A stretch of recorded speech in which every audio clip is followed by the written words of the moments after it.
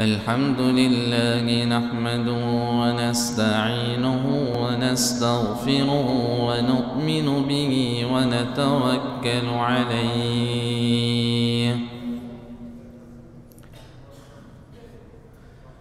ونعوذ بالله من شرور أنفسنا ومن سيئات أعمالنا من يهده الله فلا مضل له ومن يضلله فلا هادي له ونشهد أن لا إله إلا الله وحده لا شريك له ونشهد أن سيدنا ومولانا محمدًا عبده ورسوله أما بعد فأعوذ بالله من الشيطان الرجيم بسم الله الرحمن الرحيم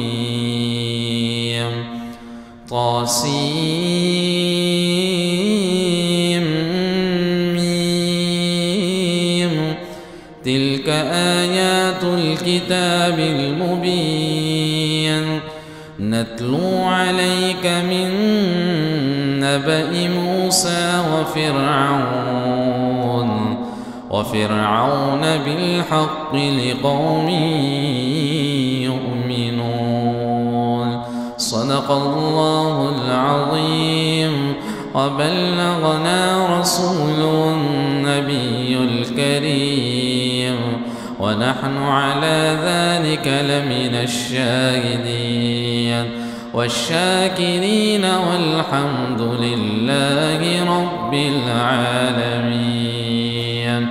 اللهم صل على سيدنا محمد وعلى آل سيدنا محمد وبارك وسلم اللهم صل على سيدنا محمد وعلى آل سيدنا محمد وبارك وسلم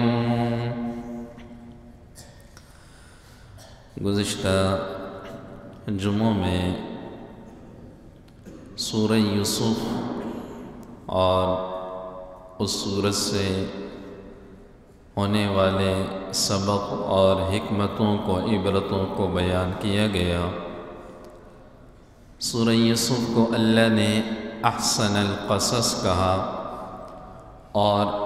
اس سورت کو کہ جس کی تلاوت میں نے ابھی آپ کے سامنے پیش کی،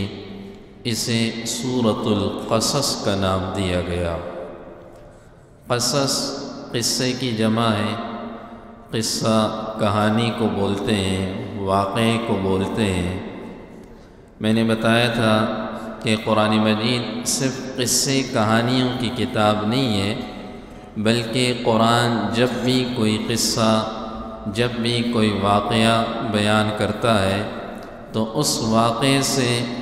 ملنے والا جو سبق ہوتا ہے قرآن در حقیقت وہ بیان کرتا ہے۔ اس صورت کے اندر حضرت موسیٰ علیہ السلام کا قصہ تفصیل کے ساتھ آیا ہے۔ موسیٰ علیہ السلام کا قصہ اور بھی صورتوں کے اندر ہے، سورہ کہف کے اندر ہے، سورہ طٰہٰ کے اندر ہے، لیکن اس صورت کے اندر تفصیل کے ساتھ آیا ہے، اس لیے اس صورت کو سورہ موسیٰ بھی کہا جاتا ہے۔ یہ صورت ہجرت کے دوران یہ صورت نازل ہوئی، اور سیرت کے درس میں جو حضرات اتوار کے دن آتے ہیں تو ہجرت کے سفر کا قصہ بھی آئے گا کہ ہجرت کا حکم اللہ نے کیوں دیا۔ بڑے مشکلات سے جب مسلمان دوچار ہوئے، حضرت صلی اللہ علیہ وسلم جب بہت زیادہ پریشان ہوئے تو اللہ نے ہجرت کا حکم دیا، اور ہجرت کے سفر کے دوران یہ صورت نازل کی تاکہ آپ کو تسلی ہو جائے، اور یہ بات بھی بیان کی کہ یہ جو تکالیف ہیں، یہ جو آزمائشیں صرف آپ پر نہیں آئی بلکہ آپ سے پہلے جتنے جلیل القدر انبیاء گزرے ہیں ان سب پر یہ تکالیف اور آزمائشیں آئی ہیں۔ تو اللہ نے بیان کیا طاسیم میم تلک آیات الکتاب المبین، یہ طاسیم میم یہ حروف مقطعات میں کہلاتا ہے۔ اس کے معنی اللہ کو ہی معلوم ہے، اس کے معنی اللہ ہی کو معلوم۔ بعض علماء کہتے ہیں کہ اس کے کچھ طا سے مراد جو ہے وہ الگ ہے، سین سے مراد الگ ہے، میم سے مراد الگ ہے، مختلف علماء کی رائے ہیں، لیکن اس بارے میں جو بہترین رائے ہے وہ یہی ہے کہ اللہ اعلم بمرادہ بذلک۔ فرمایا کہ نتلو علیک من نبأ موسیٰ وفرعون بالحق لقوم یؤمنون، ہم آپ کے سامنے موسیٰ اور فرعون کی بات کو رکھتے ہیں جو سچی بات ہے ان لوگوں کے لیے کہ جو اللہ پر ایمان لانے والی قوم ہے۔ ان فرعون علا فی الارض وجعل اہلها شیعا یستضعف طائفة منهم يذبح ابناءهم ويستحيي نساءهم۔ فرعون نے ایک خواب دیکھا، خواب بھی کیا دیکھا کہ خواب میں دیکھتا ہے کہ شام اور فلسطین سے ایک آگ آ رہی ہے اور وہ آگ مصر کے تمام شہروں کو جلا رہی ہے۔ فرعون نے اپنے وزراء کو جمع کیا، فرعون نے اپنے امراء کو جمع کیا، ساحروں کو جمع کیا، کاہنوں کو جمع کیا اور ان کے سامنے اپنے خواب کو بیان کرنے لگا۔ کاہنوں نے اس خواب کی تعبیر یوں بیان کی کہ شام اور فلسطین سے ایک ایسا لڑکا پیدا ہوگا جو آپ کی سلطنت کو ختم کرے گا، جو آپ کی حکومت کو ختم کرے گا، اور آپ کی حکومت کو ختم کرنے کے بعد یہاں پر حکومت کرنے والا بنے گا۔ تو فرعون نے فوراً کہا اچھا ایسا کوئی ہوگا، کیونکہ فرعون تکبر میں اور غرور کے اندر انتہا کو پہنچا ہوا تھا، یہاں تک پہنچا ہوا تھا کہ کہنے لگا انا ربکم الاعلی، میں ہی تو تم سب کا رب ہوں، یہاں تک پہنچا ہوا تھا انا ربکم الاعلی، میں ہی تو تمہارا رب ہوں۔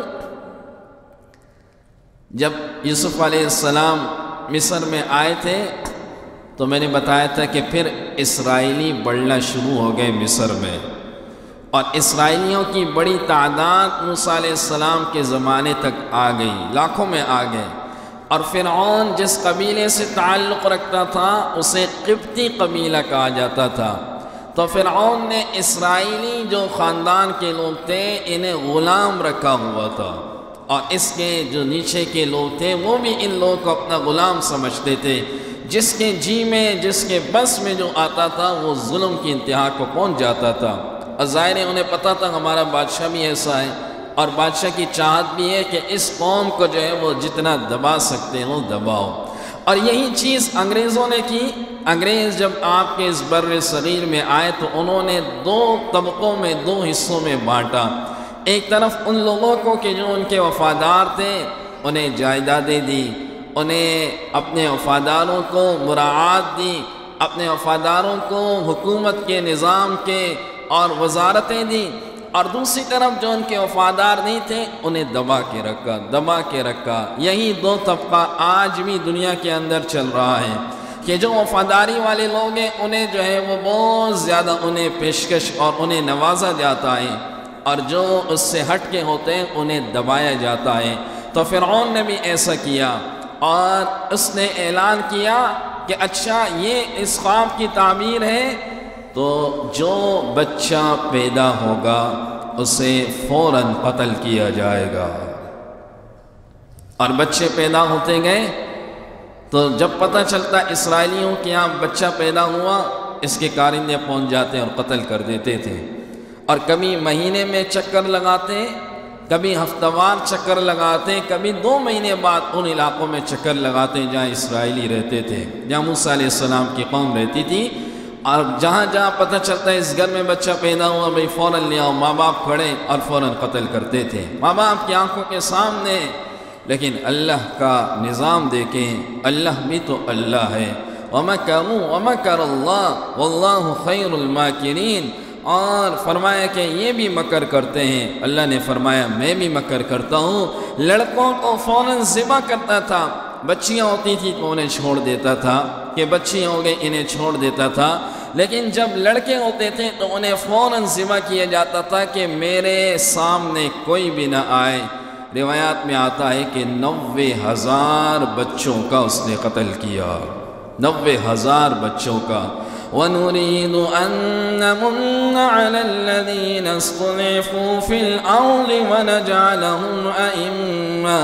وَنَجْعَلَهُمُ الْوَارِثِينَ۔ اللہ نے فرمایا جب ہم نے ایک چیز کو چاہا اور ہم نے اس بات کا ارادہ کر لیا کہ اس قوم میں سے ایک بچے کو زندہ کیا جائے گا،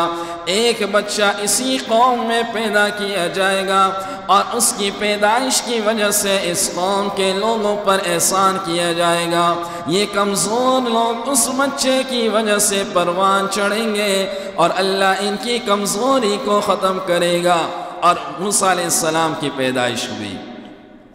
موسیٰ علیہ السلام کی پیدائش ہوئی تو موسیٰ علیہ السلام کی والدہ کا نام بھی مختلف کتابوں کے اندر آیا ہے۔ بعض مفسرین کہتے ہیں کہ ان کی والدہ کا نام یوحابت تھا، بعض مفسرین کہتے ہیں ان کی والدہ کا نام یاراہ تھا۔ جب بچے کی پیدائش ہوئی، اور بعض مفسرین کہتے ہیں کہ موسیٰ علیہ السلام کے جو والد تھے وہ فرعون کے دربار میں کچھ نہ کچھ کام بھی کیا کرتے تھے، تو فرعون اس شخص کو جانتا تھا۔ اب موسیٰ علیہ السلام کی پیدائش ہوئی، اور پیدائش ہونے کے بعد چند دن ظاہر ہے ان کے کارندے فوراً نہیں آتے تھے،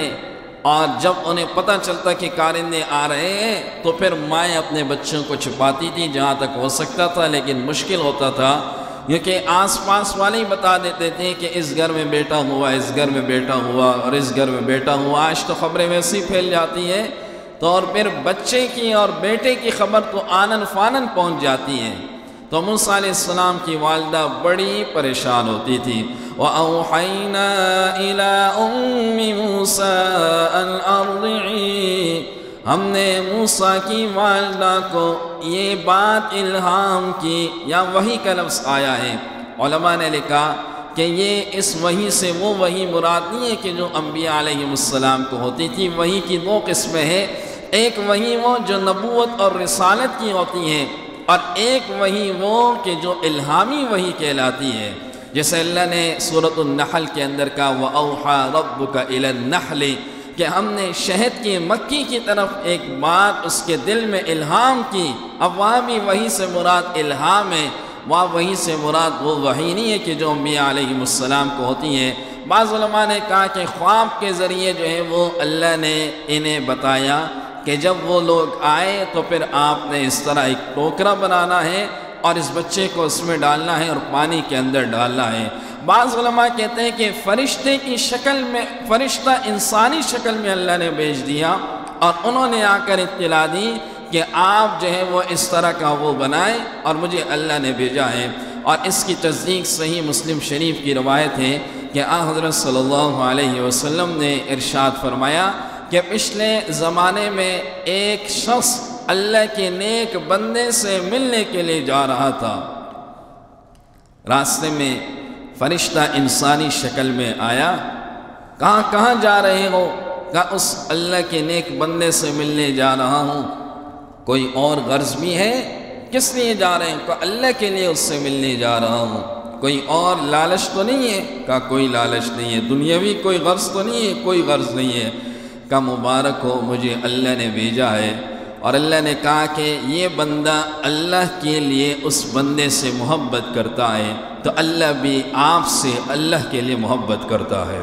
یعنی جو بندہ من احب للہ وابغض للہ ومنع للہ فقد استکمل الایمان، جو اللہ کے لیے ایک دوسرے سے محبت کرے، اللہ کے لیے ایک دوسرے سے بغض رکھے، اللہ کے لیے ایک دوسرے کو عطا کرے، اللہ کے لیے ایک دوسرے کو نہ دے، فقد استکمل الایمان، یہ ایمان کامل ہے۔ آج ہر آدمی کہتا ہے کہ مفادات کی دنیا ہے، کچھ لو اور کچھ دو کی بات چلتی ہے کہ بھئی، اور کبھی کبھی اچانک ایک آدمی کا فون آ جائے، سالوں سال اس کا رابطہ نہیں ہوتا، تو آدمی کہتا ہے اللہ خیر، پہلے وہ حال احوال پوچھتا ہے، پوچھتے پوچھتے وہ آخر میں جو بات کرتا ہے تو کہتا ہے دیکھو اپنی مطلب کی بات کے لیے اس نے فون کیا۔ تو آج کی دنیا تو مفادات کی دنیا ہے، اور حدیث میں اس محبت کی فضیلت ہے جو خالصتاً اللہ کی رضا کے لیے ہو، خالصتاً اللہ کی رضا کے لیے ہو۔ ایک حدیث میں ایک صحابی رسول نے حضرت صلی اللہ علیہ وسلم سے کہا کہ یا رسول اللہ صلی اللہ علیہ وسلم، آپ کا درجہ جنت میں کتنا بلند ہوگا؟ میں تو معمولی درجے کا صحابی ہوں، میں تو نیچے ہوں گا، آپ اوپر ہوں گے، اور میں آپ کی زیارت کیسے کروں گا؟ آپ سے ملاقات کیسے ہوگی؟ محبت تھی۔ اللہ کے نبی صلی اللہ علیہ وسلم نے اس صحابی سے کہا کہ مجھے یہ بتلاؤ کہ تم نے اس قیامت کے دن کے لیے تیاری کیا کی ہے؟ اس صحابی نے کہا میں نے تیاری تو کچھ بھی نہیں کی، لیکن میں آپ سے محبت کرتا ہوں، محبت کرتا ہوں۔ نبی علیہ السلام نے ارشاد فرمایا انت مع من احب، جس سے محبت کرتا ہے کل قیامت کے دن اسی کے ساتھ حشر ہوگا۔ نیک لوگوں سے محبت ہوگی تو نیکوں کے ساتھ اس کا حشر ہوگا، برے لوگوں سے محبت ہوگی تو بروں کے ساتھ اس کا حشر ہوگا۔ المرء مع من احب۔ تو موسیٰ علیہ السلام کی والدہ، مفسرین نے لکھا 3 مہینے تک انہوں نے دودھ پلایا، اور جب خبر آئی کہ آ رہے ہیں قتل کرنے کے لیے اور ان کی جماعت نکل چکی ہے اور بات پھیل گئی کہ وہ پہنچنے والے ہیں، تو موسیٰ علیہ السلام کی والدہ نے سرکنڈے کا ایک ٹوکرا بنایا اور اس میں کوئی سوراخ نہ چھوڑا اور اس میں بچے کو ڈال دیا۔ 3 مہینے جس بچے کو دودھ پلایا ہو ماں نے، جسے اپنے قریب رکھا ہو، یہ کتنی بڑی آزمائش ہوگی اس ماں کے لیے، اور اسے دریا کے اندر ڈال دیا، دریا کے اندر ڈال دیا۔ اور اللہ نے تسلی دی تھی وَإِذَا خِفْتِ عَلَيْهِ فَأَلْقِيهِ فِي الْيَمِّ وَلَا تَخَافِي وَلَا تَحْزَنِي، آپ مت گھبرانا، آپ غم بھی مت کھانا، إِنَّا رَادُّوهُ إِلَيْكِ وَجَاعِلُوهُ مِنَ الْمُرْسَلِينَ، ہم اس بچے کو آپ کی طرف لوٹائیں گے اور اس بچے کو رسولوں میں سے ایک رسول بنائیں گے۔ فَالْتَقَطَهُ آلُ فِرْعَوْنَ لِيَكُونَ لَهُمْ عَدُوًّا وَحَزَنًا، فرعون اپنی اہلیہ کے ساتھ سمندر کے کنارے سیر کر رہا تھا، بعض علماء نے کہا اپنی بیٹی کے ساتھ سیر کر رہا تھا، بعض نے کہا اپنی اہلیہ کے ساتھ سیر کر رہا تھا۔ ان فرعون وہامان وجنودہما کانوا خاطئین، بے شک فرعون اور حامان دونوں نے اس وقت بھی غلطی کر لی۔ غلطی کیا کی کہ یہ ٹوکرا آیا، اور جب آیا تو اس کو اٹھایا ان کے کارندوں نے جب اٹھایا تو ان کی اہلیہ نے کہا دیکھو اس کے اندر کیا ہے۔ تو جب اسے دیکھا، انبیاء ویسے خوبصورت ہوتے ہیں، انبیاء ویسے خوبصورت ہوتے ہیں۔ آپ کو بتایا تھا کہ جب یوسف علیہ السلام کو کنویں سے اٹھایا تو انہوں نے کہا دیکھو خوشخبری ہو، کتنا خوبصورت بچہ ہے۔ اور جب اس ٹوکرے کو کھولا تو ان کی اہلیہ نے کہا وَقَالَتِ امْرَأَتُ فِرْعَوْنَ قُرَّةُ عَيْنٍ لِّي وَلَكَ، فرعون کی اہلیہ نے کہا کہ کتنا خوبصورت بچہ ہے، یہ میری آنکھوں کی اور آپ کی آنکھوں کی ٹھنڈک بنے گا۔ لا تقتلوا، اسے آپ قتل مت کرنا، عسى ان ينفعنا او نتخذه ولدا وهم لا يشعرون، امید ہے اس بچے کے ذریعے ہمیں نفع ملے گا، ہم اس بچے کو اپنا بیٹا بنا دیں گے۔ وهم لا يشعرون، اللہ نے فرمایا انہیں اس بات کی خبر نہیں تھی کہ یہ کون تھا، انہیں کوئی نہیں پتا کہ اللہ کا نظام چل رہا ہے، اللہ کی قدرت چل رہی ہے، انہیں نہیں پتا یہ ان کے ساتھ کیا ہو رہا ہے۔ علماء نے لکھا کہ فرعون کی اولاد نہیں تھی، اور فرعون کی بیوی، ہر عورت کی چاہت ہوتی ہے کہ میری اولاد ہو، ان کی چاہت تھی کہ اللہ ہمیں اولاد دے، تو اولاد نہیں تھی، اور فرعون اس بارے میں فکر مند نہیں تھا، ان کی بیوی فکر مند تھی۔ یاد رکھیے ان کی بیوی بعد میں ایمان والی بنی، اور ان کا بھی ذکر آئے گا ان پہ کیسے کیسے مظالم ہوئے، لیکن ان کی بیوی مجال ہے کہ وہ ایک قدم آگے پیچھے ہوئی ہو، کہ وہ عورت کے جس کے اشارے پر نوکر چاکر خادم کھڑے ہوا کرتے تھے، اس عورت نے ان تمام آسائشوں کو چھوڑا اور اپنے رب کے نام پر قربان کر دیا۔ اور ایسا ظلم اس عورت پر کیا گیا، ایسا ظلم کیا گیا کہ اللہ کے نبی صلی اللہ علیہ وسلم نے، ایک روایت میں آتا ہے کہ آپ نے خدیجہ رضی اللہ عنہا سے ارشاد فرمایا کہ جب تم جاؤ جنت میں تو میری 2 عورتوں کو سلام کہنا۔ اللہ نے انہیں حضور کا اہلیہ ان کو بنایا جنتوں کے اندر۔ اس میں سے ایک یہ فرعون کی بیوی آسیہ تھی کہ اتنی آزمائشوں سے یہ گزری تھی، تو اس وقت تو آزمائشیں نہیں تھی، لیکن فرعون نے اپنی اس بیوی کی بات مانی۔ اور بعض مفسرین نے کہا یہ بھی موسیٰ علیہ السلام کے اس قبیلے سے تھی، لیکن اکثر کی رائے یہ ہے کہ نہیں، یہ فرعون ہی کے قبیلے قبطی سے تھی۔ اور آگے وَأَصْبَحَ فُؤَادُ أُمِّ مُوسَىٰ فَارِغًا، یہاں موسیٰ علیہ السلام کی والدہ بے قرار ہیں، پریشان ہیں کہ کیا ہوگا اس بچے کا، یہ بچہ ڈوب جائے گا، کیا ہوگا۔ اب فرعون نے جب اس بچے کو لیا اور ان کی اہلیہ نے جب یہ بات کی تو فرعون مان گیا۔ اب اس بچے کی پرورش کی جائے، اسے دودھ پلایا جائے، تو بہت ساری دائیوں کو لایا گیا، لیکن یہ بچہ کسی بھی دائی کا دودھ پینے کو تیار نہیں تھا۔ اور اللہ کا وعدہ تھا موسیٰ علیہ السلام کی والدہ سے کہ اس بچے کو آپ ہی کے گود میں لوٹاؤں گا، آپ ہی کے گود میں لوٹاؤں گا۔ اب یہ بچہ کسی کا دودھ نہ پیے تو موسیٰ علیہ السلام کی بہن جس کا نام مریم تھا، یہ اس ٹوکرے کو دیکھتے دیکھتے یہ محل تک آ گئی تھی، اور اس نے اپنے آپ کو ایسا انجان ظاہر کیا کہ جیسا کہ اس بچے کو یہ نہیں جانتی ہے۔ جب بہت ساری دائیاں آئیں اور کسی بھی دائی کا یہ بچہ دودھ نہیں پی رہا ہے، تو اس بچی نے کہا وَقَالَتْ لِأُخْتِهِ قُصِّيِّ وَبَصُرَتْ بِهِ عَنْ جُنُبٍ وَهُمْ لَا يَشْعُرُونَ، اور ان کی بہن نے کہا، اور وہ اپنے آپ کو انجان ظاہر کر رہی تھی اور کہہ رہی تھی وَحَرَّمْنَا عَلَيْهِ الْمَرَاضِعَ مِنْ قَبْلُ فَقَالَتْ هَلْ أَدُلُّكُمْ عَلَىٰ أَهْلِ بَيْتٍ يَكْفُلُونَهُ لَكُمْ وَهُمْ لَهُ نَاصِحُونَ، کہ میں ایک ایسے عورت کو جانتی ہوں کہ وہ عورت اس عورت کو لایا جائے گا تو یہ بچہ اس عورت کا دودھ پیے گا، اور ہم آپ کے خیر خواہ ہیں، ہم آپ کے خیر خواہ ہیں۔ بادشاہ سے کہہ رہی ہے فرعون سے، ہم آپ کے خیر خواہ ہیں، آپ پریشان نہ ہوں، میں ایسے عورت کو جانتی ہوں۔ بعض مفسرین نے لکھا کہ جب اس نے یہ بات کی تو اس وقت حامان جو وزیر تھا وہ شک میں آ گیا کہ یہ لڑکی ایسی بات کیوں کر رہی ہے۔ انہوں نے کہا میں اس بچے کی اس عورت کی خیر خواہی نہیں کر رہی، میں تو بادشاہ کی خیر خواہی کر رہی ہوں، ان کی پریشانی دور ہو جائے۔ تو فرعون نے کہا فوراً اس عورت کو بلاؤ اور جلدی سے بلاؤ۔ وَرَدَدْنَاهُ إِلَىٰ أُمِّهِ كَيْ تَقَرَّ عَيْنُهَا، ہم نے اس بچے کو ان کی ماں کی طرف لوٹا دیا۔ اب مفسرین نے لکھا یہ ماں آئی موسیٰ علیہ السلام کی،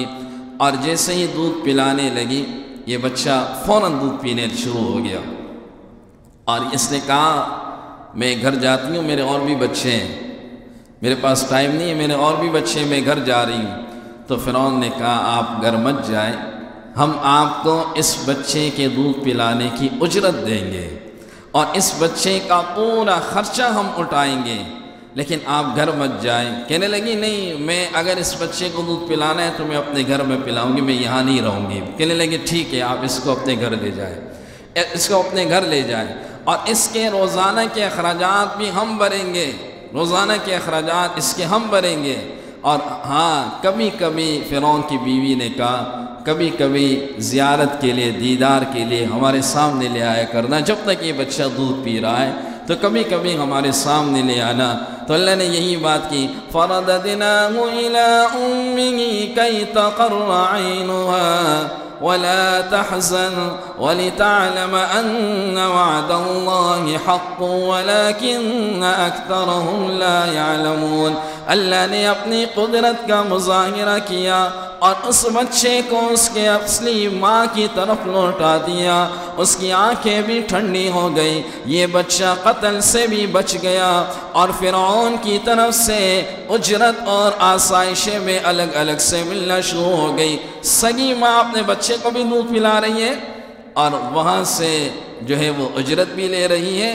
اور وہاں سے اس بچے کے لیے جو ہے وہ آسائشیں بھی لے رہی ہے۔ اللہ کا نظام دیکھیں، اللہ کا نظام دیکھیں کہ اللہ جب کسی بات پر آتا ہے تو اللہ تو ہر چیز پر قادر ہے۔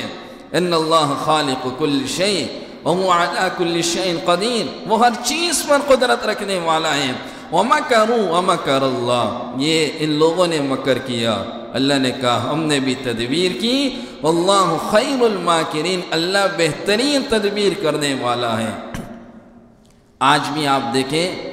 دین کے خلاف، اسلام کے خلاف ساری دنیا میں تدبیریں ہوتی ہیں اور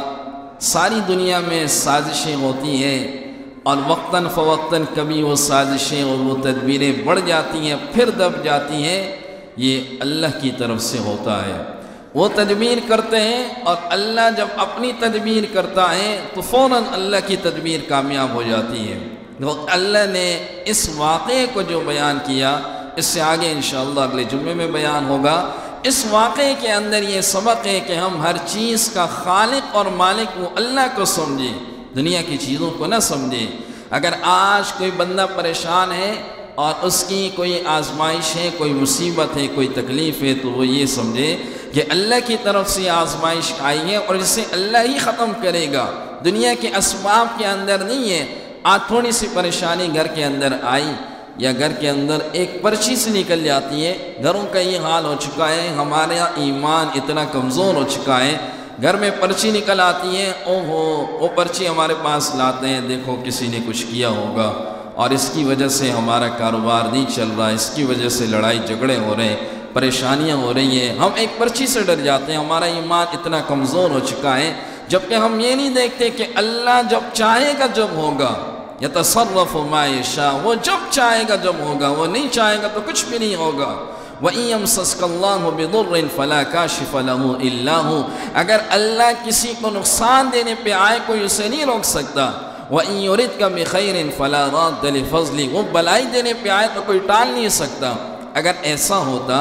اور اتنا آسان ہوتا تو آدھی دنیا تو نہ ہوتی، آدھی دنیا تو آدھے لوگوں کو اس طرح کھا چکے ہوتے ہیں۔ تو ہمارا یہ یقین اور اعتقاد ہونا چاہیے کہ جو بھی ہوتا ہے وہ اللہ کی طرف سے ہوتا ہے۔ جادو بھی جب اثر کرتا ہے جب اس میں اللہ کا حکم شامل ہوتا ہے، ویسے وہ اثر نہیں کرتا۔ تو ہمارا یہ یقین اور اعتقاد ہونا چاہیے۔ اللہ رب العزت ان باتوں پر عمل کی توفیق عطا فرمائے۔ وآخر دعوانا ان الحمد للہ۔